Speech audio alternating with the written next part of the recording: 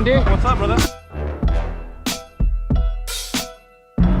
Get out of my way. See that KAM? Chicano hieroglyphics. You gotta know how to read them.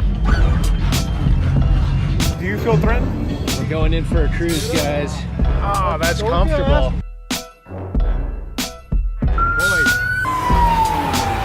Guadalupe. My pops, he was in Vietnam. Street fine dining, yeah. Now I get it. It's an experience. It's not driving around. If you don't have a male figure in the household, joining the gang is very inviting. So when the lady gets into the back seat, We're also lovers.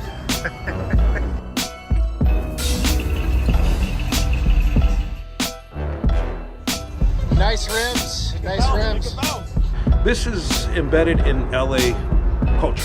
This isn't going anywhere.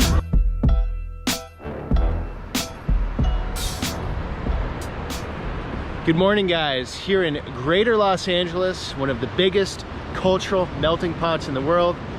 Today I have a very interesting story for you. We're going to go deep into East LA and meet up with a local who's going to show us Chicano culture.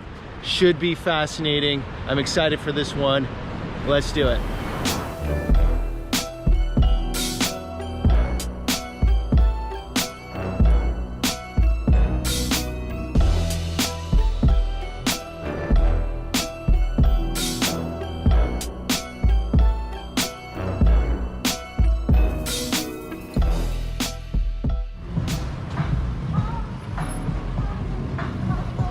Andy? Yeah, what's up, brother? Nice to meet you. Nice to meet you.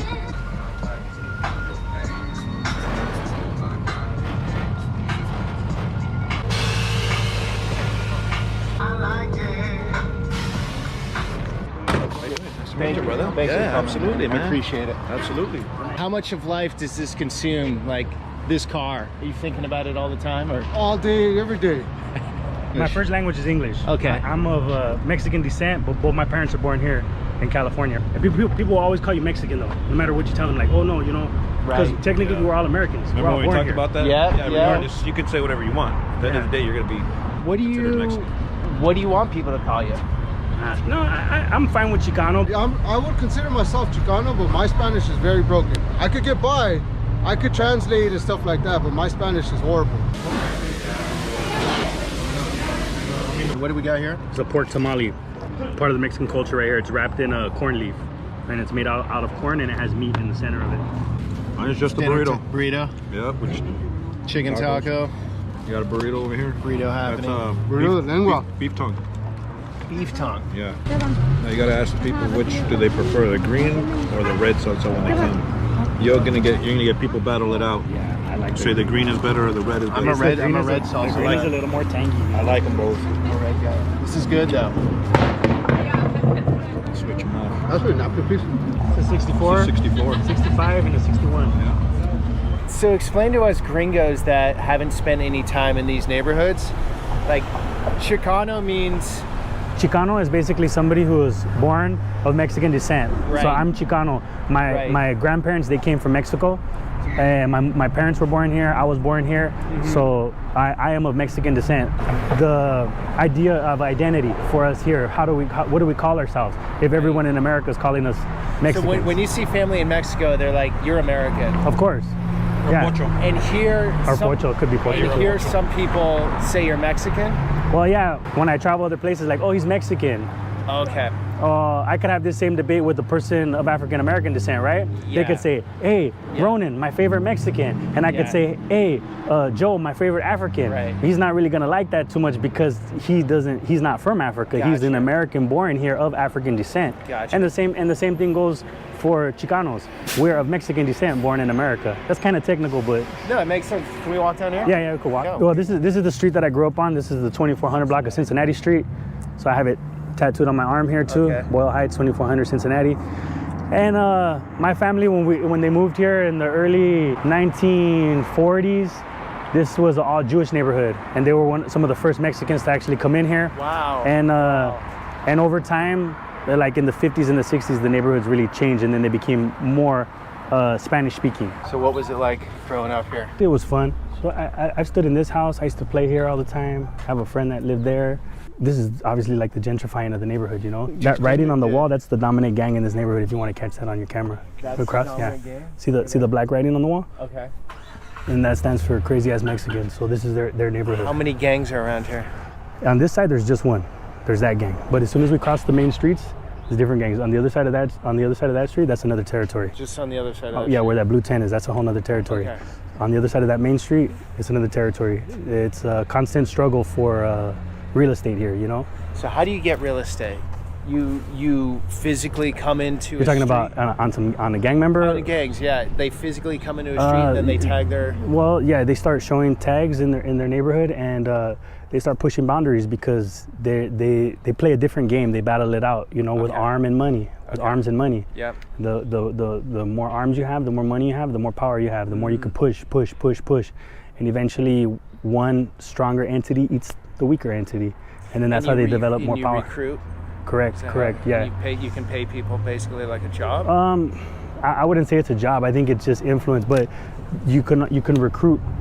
Yeah. The younger people are going to be the ones to recruit, right? Because they're the ones that are most influential. If I come around and I'm a guy and I'm older and I have nice cars and I have women and I have jewelry and I dress nice, and you're poor and you don't have none of that stuff, you're going to listen to me. I'm going to have a lot of influence over you. Right. You're going to be like, oh man, that guy, he's so cool. I want to be like him, you know? So And then, let's keep walking. We'll walk around. Yeah. What age do kids start getting into gangs?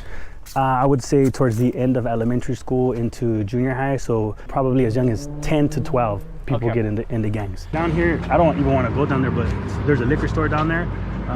You know, I've had a couple friends over there get shot, so even though that liquor store might be closer, I'd always go to a liquor store that's further away, because if I know that there's drama over there, then you don't want to go down there now? No, I don't. Really? I'm fine. Yeah. So you feel it's a hot area, you know. I don't. So you feel it block by block, pretty much. From out of maturity, I can foresee consequences that people can't see, and I already know all the bad stuff that happens over there. I'm just gonna stay away. So I respect those guys and what they do. I just don't need to be in the mix, right? A lot of it is about respect, right? All about respect. Everything. I think that in most impoverished neighborhoods, people don't have a lot of money. They don't have items, materialistic things. All they have is their respect. All they have is their reputation. Right. So that's a big part of the community. This is impoverished, you're saying, but I haven't seen, from driving in here and just the little walk we've done, I haven't seen one homeless person. Wow, this is an interesting thing. Currently right now, I live in the jungles in the Crenshaw district, right? Okay. The homeless people hang out where they have the opportunity to beg and get money. What you gonna get here from, what are you gonna get from these people? Right. They're not gonna be here. That's why there's no homeless people here. Right. This is it. You were saying too in the restaurant though, you were saying something. That, I mean, for the most part, I mean, just look around. You won't see really Mexicans begging. You won't see them, you're gonna see them working. Yeah, they'll get to work. Clean your windows, sweep your driveway, whatever. You won't see them beg. That's one thing that you won't do. I mean, look around. You got someone there. Yeah, so in Santa Monica, there most likely would be some sleeping bag or someone, I can't speak for going any other horizontal. race, but I mean, There's probably a few homeless people here. I've had people who lived in my alley when I lived here. The energy here is like, get out and hustle, find something to do, get some money, go collect cans, go sell something, you know? And they're selling clothes, you know. Okay. If used or not, they're selling clothes. This lady's selling chips. So everybody's doing something. They're all hustling. They're all doing hustling. What they can. Even over there, there's a lady over there on that corner. Look at that corner. Right. She's got some churros over there. So I think, I don't know if it's a pride thing. We just don't ask. We don't ask for a handout. You know, we don't do that. You know, you work for your money. Hot dogs. Hot dogs, yeah. The LA dog. The LA dog with bacon. On the walls. Right. There we go. Guadalupe. Yeah. I got the Mexican flag and the American flag. Oh wow. Within the Guadalupe. So it's my grandfather and them working in the fields. And then my pops, he was in Vietnam. And that's the blend of the culture. Wow, so even in your tat you have it like the story, 50-50 there. Yeah. See that KAM? KAM. Yeah. So the tags are like the Chicano hieroglyphics, you know? You gotta know how to read them to know where you are. Of course, to you they mean nothing. But right. To us that grew up here. So what does that mean when you see KAM? It's a gang. Okay. So it means don't go over there? Or? No, they're letting you know where you're at. Yeah, they're just marking their territory. Yeah. They're letting the other gangs know. This is their section. Strong, yeah. The macho way too, though, is always to be showing strength. You know, you always have to.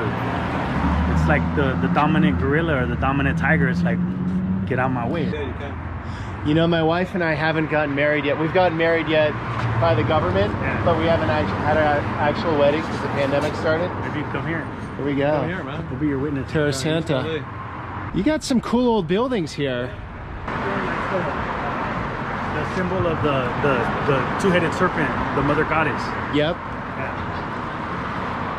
That's a dope building. I love this old 50s style where they go glass and like curve it. So tell me about the street art, guys.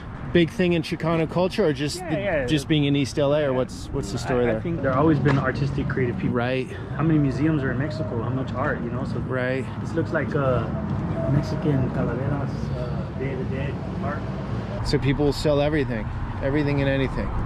A lot of people, they have their disagreements with gentrification, right? Yeah. But when we were out here hustling, doing illegal stuff or doing legal stuff, and we had the opportunity with a bunch of money, we should have bought the land.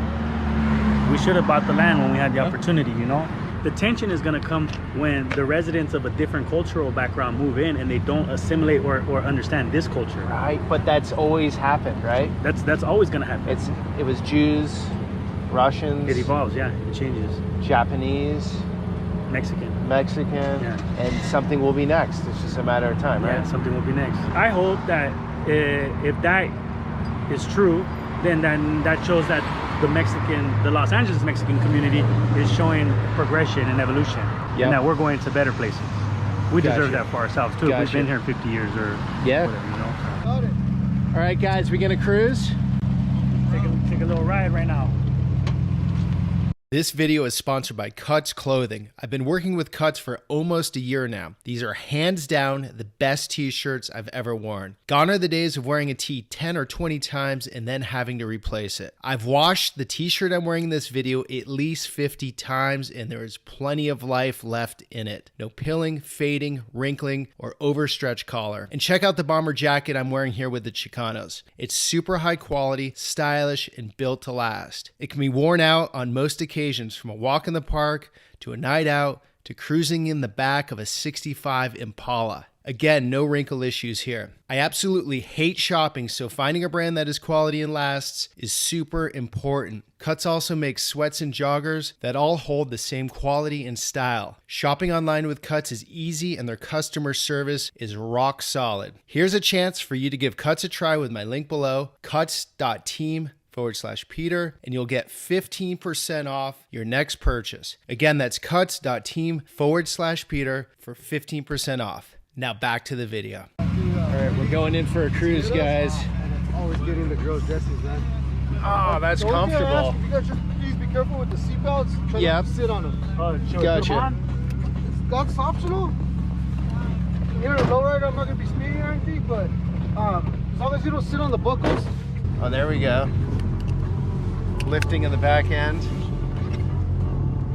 Where the other homies? Oh, look at that. Beautiful. Murals. Synagogue. It's not in use anymore, huh? Look at this. A lot of color out here. A lot of beautiful style. Go right over to this house.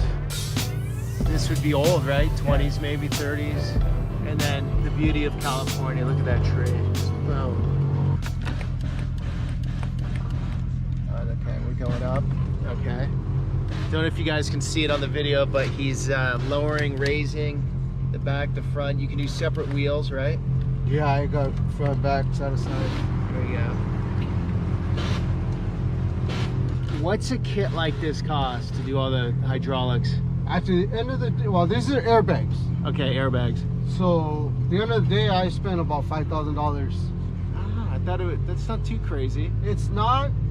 I did go crazy and buy a lot of upgrades. This is the Hollenbeck police station over here. To your right. Okay, talk about those relations. How are they right now? Between Cops and the people. You know, the LAPD is just trying to do their job too, you know, but the criminals are trying to do their job too, so you have that conflict.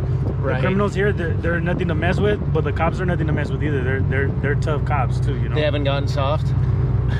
I don't think so, no. Hey, That police station right there, the Hollaback police station, is the one that they captured Richard Ramirez, the Night Stalker, serial killer, where he made the worst mistake of his life by coming to East LA. Boyle Heights, East LA, and then the neighborhood just captured him. Early 80s? Yeah. Okay. I was a kid back then, but he was over here terrorizing All over Southern California. So this is the Mariachi Plaza area. It's like Oh, this is beautiful, man. beautiful landscape. The backdrop. It's plush. It's okay. It's plush. It's thick foam. Lots of springs. It's a comfortable experience. They don't make those anymore, huh? The seats like that. When I was a teenager, I used to hang out in front of my house. There was this dope dealer who used to pass by my house all the time, and he had a 65 convertible.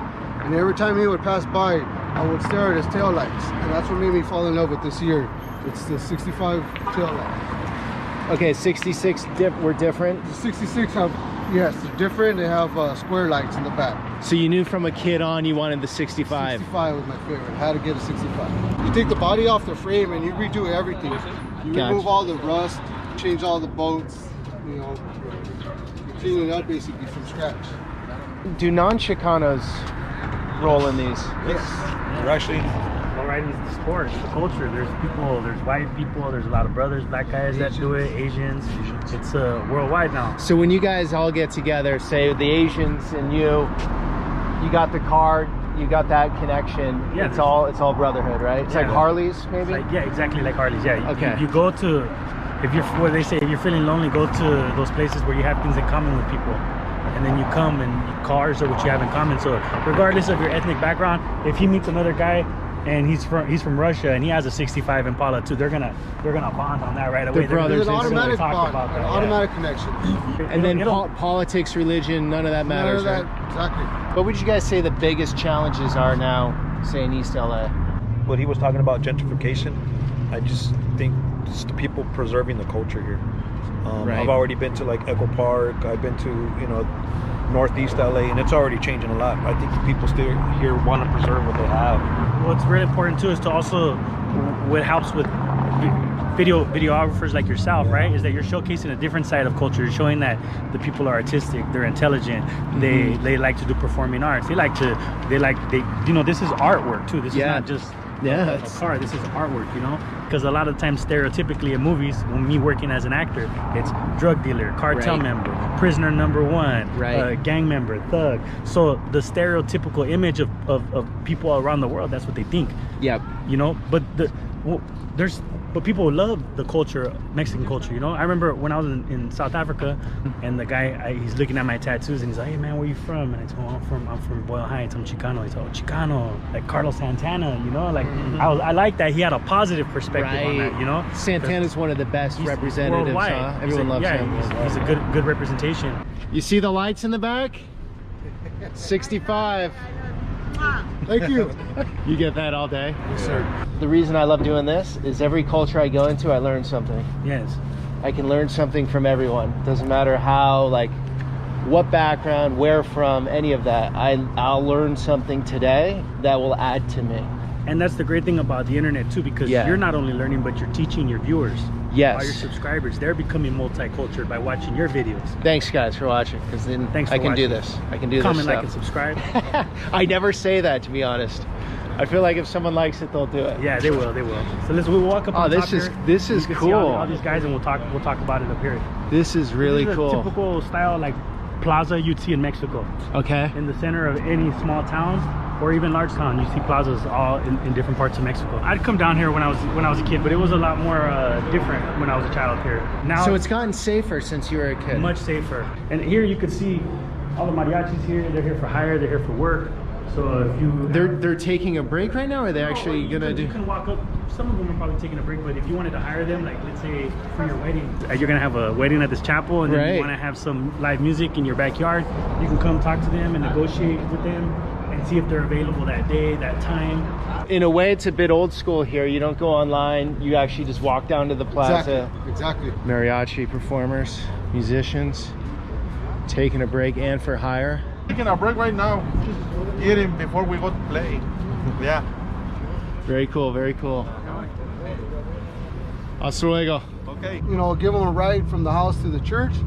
And so when the lady gets into the back seat, she goes, I remember the back seat. We used to come back here when we were teenagers. She was an older lady. She said it in Spanish. That's funny. And then you're basically downtown, right? Yeah, pretty much. Boyle Heights is the border between downtown and Los Angeles. It's like East Central. Very fascinating sliver of Los Angeles. I've never seen it all. It obviously feels like the US, but it feels like another country at the same time. And very colorful, very distinct, very flavor. Like there's a very strong identity you can feel here. That I respect those places because the people that hold their cultures aren't pushed over easily, and I always respect that. Some places fold easily, others stay strong, and this is one of those places that has that feeling of just like it knows what it is, it knows who it is. And I've only been here for a few hours, so I can't speak like I'm any expert. But there's a foundation, let's say. It's very cool. That's the vibe I get from here so far. I get some good looking women, and then I get some okay looking women doing photo shoots in my car, and she gets mad. Your wife? Yeah. I missed it with the camera, but we've had quite a few ladies screaming out. So the car is basically like a Tinder device, Yeah. right? So it's your calling card. That beautiful row of palms, so Southern California. So what happens when someone gives you a door ding? Oh, that's when you give them a ding. There's a different conversation. That's the off video get a ding in the conversation. face, huh?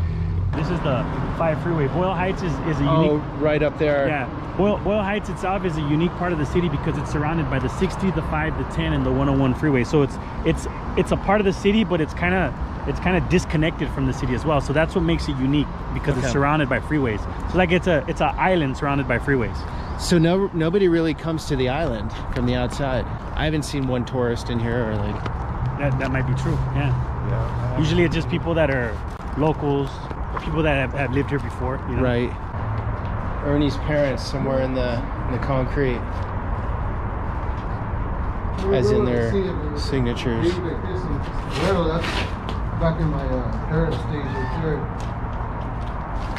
What do you got there, Andy? We're not too far from there, but this is where we're gonna. White fence and oldest gang in LA, 3 or 4 generations. If you remember, they were the ones that threatened that lady in the Yeah, last Sean Penn and What movie is this? this is Colors. Yeah, I just was sad. You see the arches? We're gonna pass by right now. We're not too far from there. White Fence is a gang. Is that one of the big ones? It's one of the older ones. Yeah, probably from the 20s or the 30s. So why did you guys never get into this? I mean, there's so much gang culture around here. You don't have to answer this. I never joined a gang because my father, he went to Vietnam and he said I didn't have to join a gang to see what it was like to stab someone with my bayonet.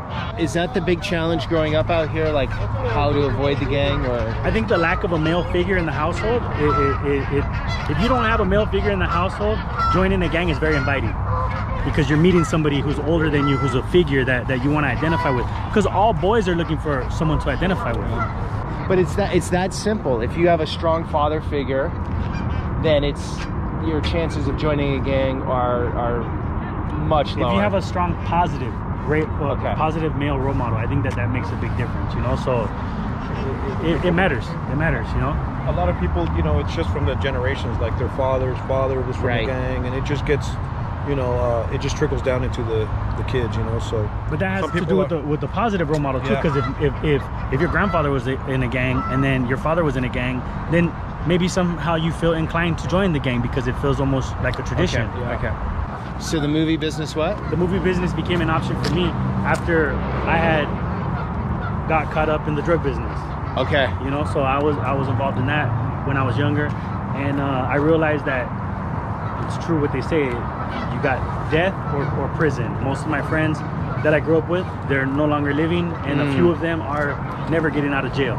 Okay. You know, so I had to make that choice in myself. And what age did you make that choice?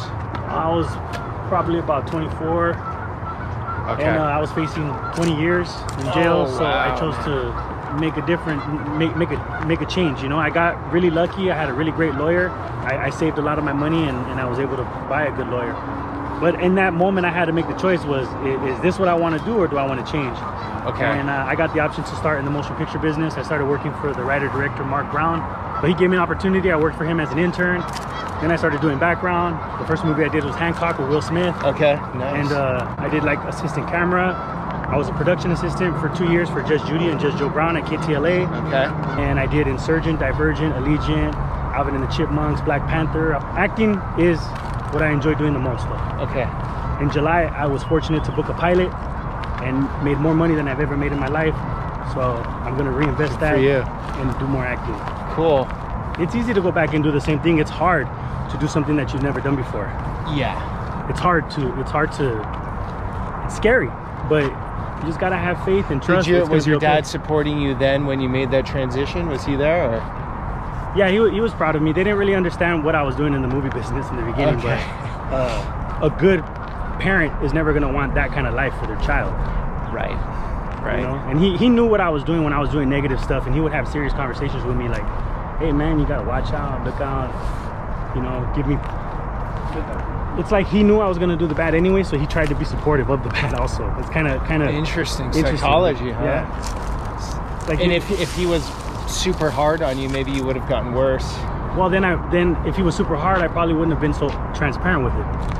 It was better for me to be transparent with him and him give me information that was gonna allow me to succeed, and then for me to act like if nothing was happening and he knew something was happening.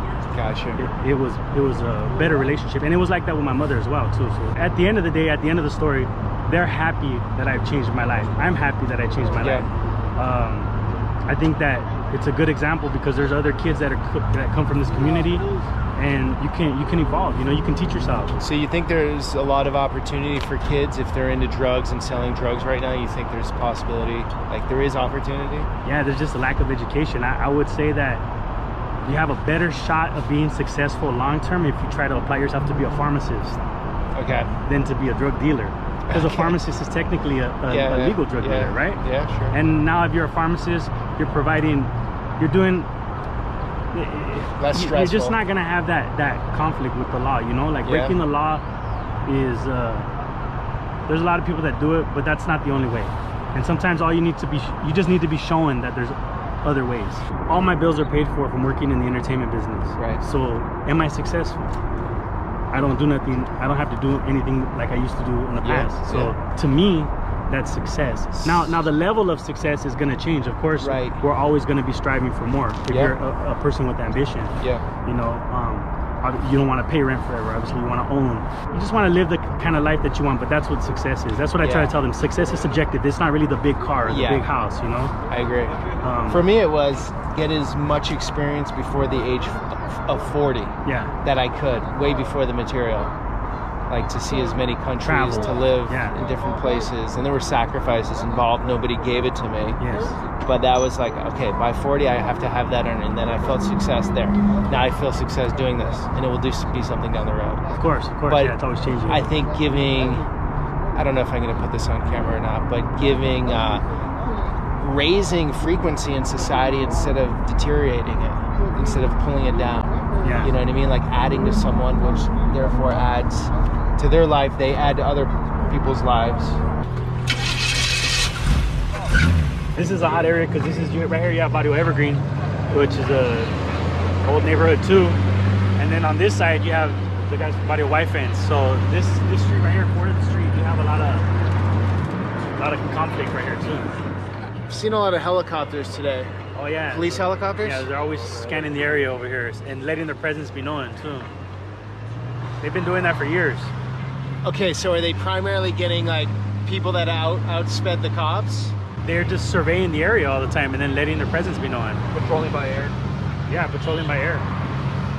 We kind of got used to it. So when we would hear like at 10, 11 o'clock at night, almost every single night, it would actually put us to sleep. Down this street right here.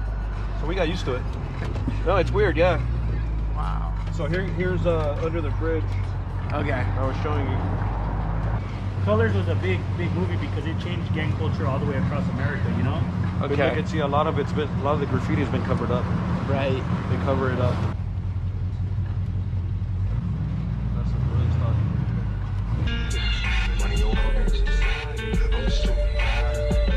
And that's East Los Angeles, and this is Boyle Heights, this side. That's the difference. Indiana splits the two sides of the neighborhood. Yeah.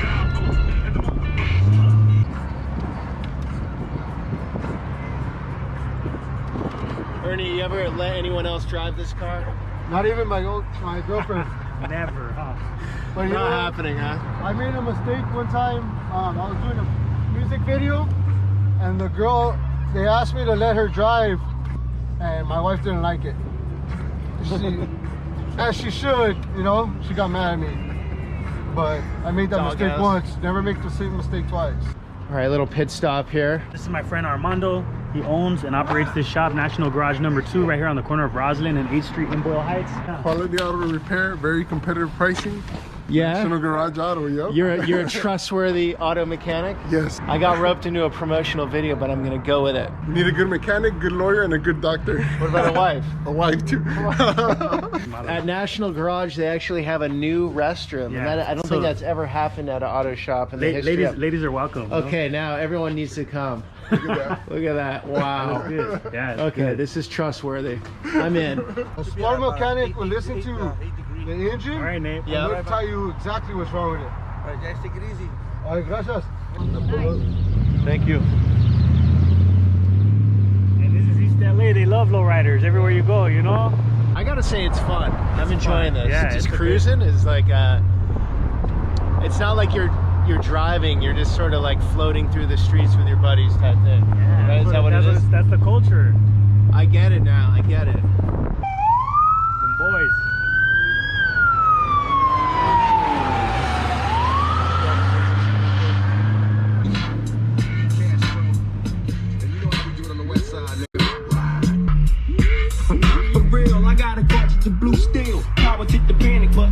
Taco truck. Taco truck. So for those of you who have never been to LA, it's all about the taco truck. People know when a lowrider's coming in. It's like a plane landing, right? Yo quiero dos tacos, pollo. Por favor. No pollo. No pollo. Carne. Asada, pastor, cabeza. Pastor. Pastor, Dos. tacos, cilantro, cebolla, chile. Chile, sí. Exquisitos. Two more tacos, tripa, no chile. Here we go. Four more, tripa, pastor. Fantastic food truck culture. These guys are awesome. We got all this food here. This was like $14. Dollar tacos. Unbelievable. $5. I got 3 tacos and horchata. $5. That's pretty good. Unbelievable. Street fine dining, yeah. The other place was good, but this might be next level. This is straight to the street right here, you know? Right. You got their Instagram right there, Los Tacos El Teca. Here we go. Oh, vacuum out of control.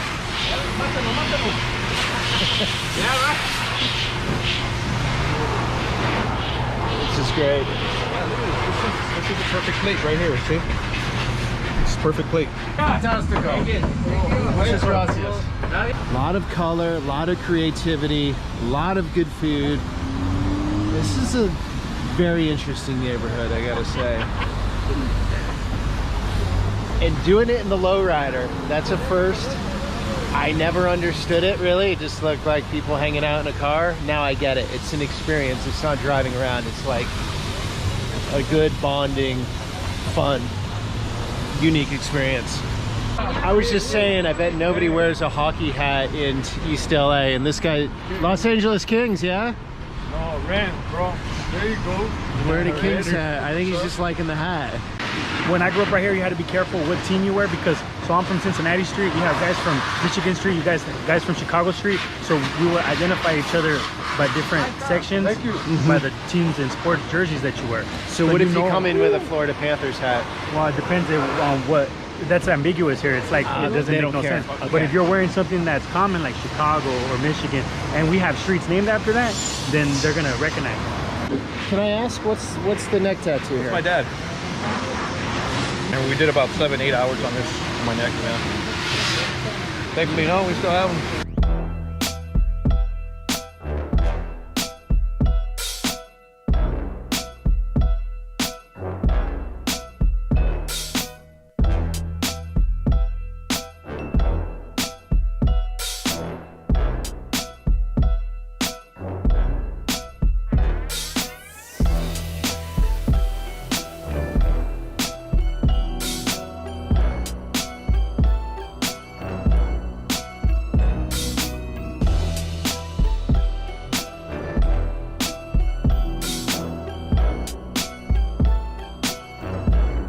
on cameras on cameras.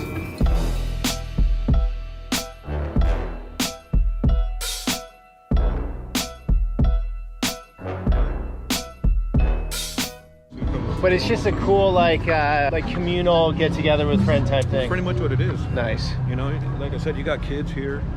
You know, you got the families here. You know how that goes. Yeah. They forget about it. Yeah. Grasshopper.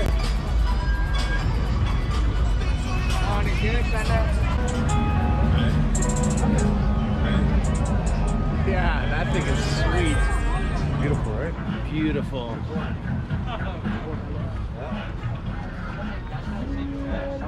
There's a lot of work in this paint shop, huh?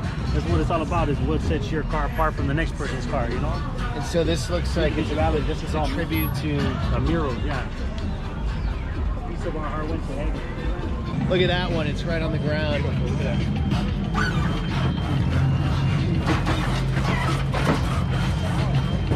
Just hopping around. Hydraulics.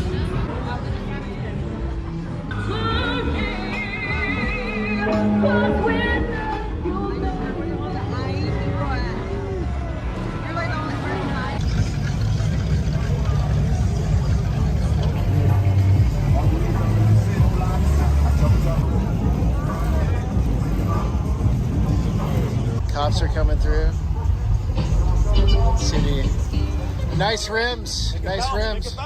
They just come in, make sure there's nothing bad happening. And There's not, I mean, do you feel threatened? no. Yeah. Zero.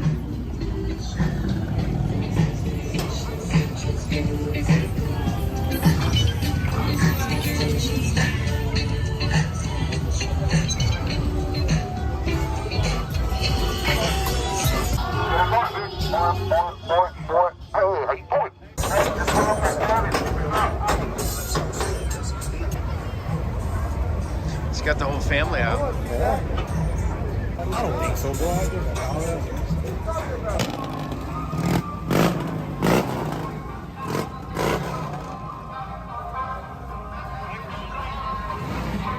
You'll catch everybody here. You know, you'll catch Samoans, Cambodians. I've seen Cambodians in here. The brothers will be up in here. Yeah, you'll catch everybody in here. I mean, we don't. There's no discrimination when it comes to this culture right here. They're all part of it. You know, they're part of the West Coast culture. They try to recreate it other places though, right? They do it, and they do it. They know how to do it as well. You know, Las Vegas does it, Arizona does it, Texas does it. They do it in other places, but I mean, I think, and people will argue, this is where it was born. Yeah. You know, but It's where it's the biggest culture, right? yeah, I think San Diego also. I think it's it originated down there as well, but.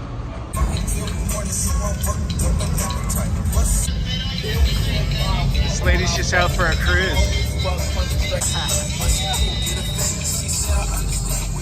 When you hear the Spanish music, like for example this right here, Yeah. those are called corridos.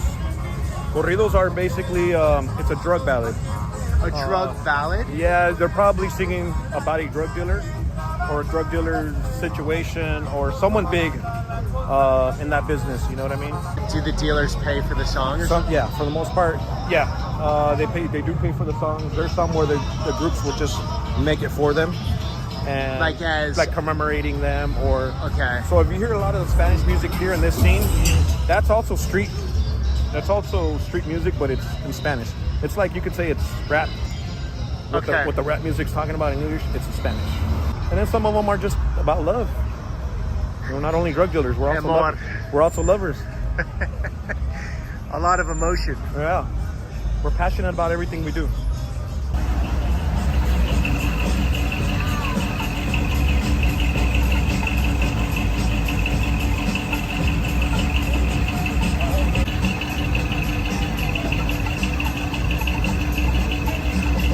So guys, we had to get away from the noise to get some audio here. There's been more peace in between the gangs. I think there's been more peace. Right here, you don't have anybody asking anybody else where they're from, which was the question back in the day. Where are you from? Meaning, what gang are you associated with? So that's not happening here. So they'd get pretty violent before. So back in the day, you know, in the 90s when we used to go cruising in the early 2000s, You cannot cross paths with somebody else, you know. Okay. And that's not me. That's just friends that I had that, you know, had those situations, or if I was with them and they didn't like that neighborhood, there'd be shootings, and you couldn't cruise like this anymore. I think there's been more peace in between. I mean, if you notice, there's families here, so you're not gonna see anybody asking each other, you know, where they're from, what gang they're from, or worried about anything. They're here for the car culture. Yeah. So, and that's all it is. So when you have unity, this is what you see. You know, you're not from here, you don't look like us, but did you ever feel threatened? Zero. Right? Yeah, so everyone was cool. So everybody, that's what it's all about. This is embedded in LA culture. Yeah. This is embedded. This isn't going anywhere. Right. So as long as there's peace, you know what I mean? So that's what I've noticed. Thank you guys. That was awesome. Thanks for coming and checking out the neighborhood with us. Yeah, man. I want to drop a few takeaways. One, cruising around in a lowrider is a lot of fun. Like, I never thought of anything of it looking at it from afar, but now I'm like, that's fun. Secondly, that people have fun together. Yeah. I didn't feel much fear today in the neighborhood. I'm saying with the pandemic, probably. Yeah. People had masks, but I just feel like life is sort of normal in your culture from what I felt. People want to feel normal. People want to do normal things, you know, to get them away from thinking that there's a pandemic going on, you know. So people want to do stuff that makes them feel normal, you know, as you can tell here. I'm going to leave both your guys' Instagrams down below. You're both doing cool stuff. Your photography. I'm a photographer, yeah. This is one thing that I like shooting. I like just shooting Southern California. But your shots, I would say more than this, your photos have a real feel to them. And like, they always say 1,000 words, right? A picture's 1,000 words, Yeah, but yeah. you there's like a soul. I think you're more than just cars. You're like, get the feel of a place. The people, you know, you can get the pictures of the cars, but the people that built them, or the, you know, the culture around it, the people that make up this culture, they're beautiful people. You know, you just gotta know how to capture it. You know? Yeah, the people is what makes my shots. Not so much the cars. I like the people. Yeah. Yeah. To Ronan, Ernie, and Andy. Yeah, Ernie's the man. All right, guys. Thanks for coming along. Just a little peek into a culture most of us don't have much of an understanding about. And what I love the most is well connected. It just feels like a family, a tribe. It's festive. It's very unique. Loved it. Now the light is pretty much gone, so I'm gonna end this video. Thanks for coming along. Until the next one.